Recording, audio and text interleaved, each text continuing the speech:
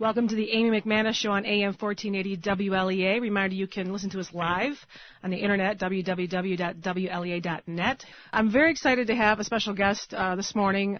He is a fellow Tea Party goer, a very inspiring speaker, and he happens to be a black conservative. He's author of the bestseller, The Big Black Lie, Why I Left the Democratic Party. Thanks for joining me, Kevin Jackson. Thank you for having me. I want to be real clear. It's how I learned the truth about the Democrat Party. I've never been a Democrat. You've never been a Democrat. What kind of black man are you? A sellout, an Uncle Tom, an Oreo, a coconut. There you go. Clarence Thomas. How's that for you? You first came on the scene. I actually saw you on Glenn Beck. You were at a Tea Party. And jokingly referring, you were going around trying to find the racists, right. More specifically the violent racists, which would have been even better.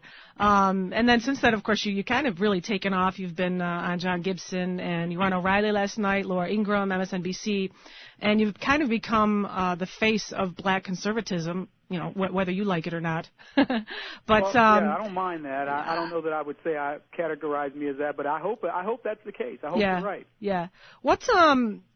What can you tell me about, and I mentioned this in the email, that the media's treatment of the Tea Party movement it started last summer, as we saw, where it was pretty bad, and now it's just gotten absolutely hateful. I see just, Thursday, Breitbart was somewhere in a bus full of Tea Partiers, got lured somewhere and got eggs thrown at them, and as a black conservative, however, and a Tea Party advocate and a Republican, you probably, I would imagine, suffer a little even more vitriol, I would think, than the rest of us might for being a conservative or being a Tea Party goer.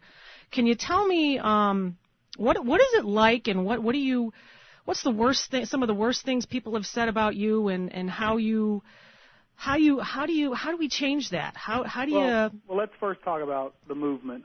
It's a good thing that the liberals are attacking the movement, because what that means is it's making a difference. Mm-hmm. And even though health care got shoved down our throats and they used a lot of trickeration, and I say we got out lawyered, the fact of the matter is it would have gone through a lot quicker. It would have been exactly the way they wanted it, and so on and so forth. And quite frankly, I think that battle is still ready to be fought, even though Obama is, he's putting out the challenges, and I think we're going to rise to the challenge.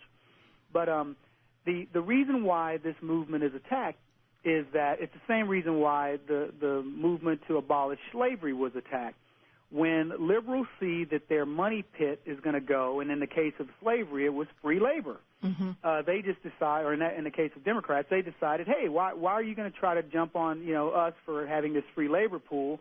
To hell with the Constitution. We don't care that all men are created equal in the preamble and all these in the Bill of Rights. We want to have our slaves. And it's no different today. The federal government has replaced it hasn't replaced them, because it is the Democrats. And they're saying, we want our slaves. And this time the slaves are not just black people. The slaves are all people, because when you work through the end of August to pay your taxes as a tax-paying citizen, you are nothing less than a slave. Mm-hmm. And when the process is such that they have rammed health care through and all these other bills that they want to pass, and I'll talk about some of those in a second, you're going to slip from August to late September to late October to late November, and eventually they're going to own every single ounce of you, and you're just going to you're going to work for the federal government. Mm-hmm. Right, and that's what the reason why I sold my company years ago is I learned very quickly I'm just working for the government here. If I've got a bunch of employees and all that, I'm babysitting high dollar employees for the government, and enough was enough. So you're being taxed to death. Things are being done that you have no control over. So let me give you some examples, and I talked about it on O'Reilly. The Department of Energy was set up in October of 1977. And it was meant to decrease our dependence on foreign oil.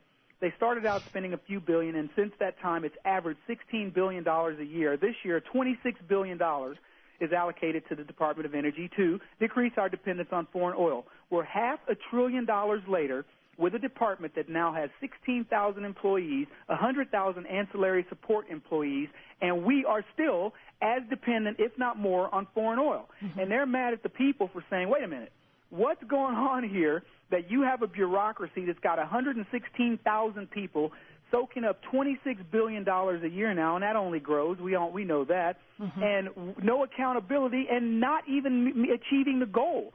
No business could stay in business doing that unless it was somebody that could pick your pockets, and that's what the federal government does. Now, and if you continue with that vein of thought, as the Tea Party goers are in defiance of that very mentality of, we will not be beholden to you. We do not believe that you do very little right, the federal government. Starting as you've said back with Roosevelt and Johnson and on, the Great Society.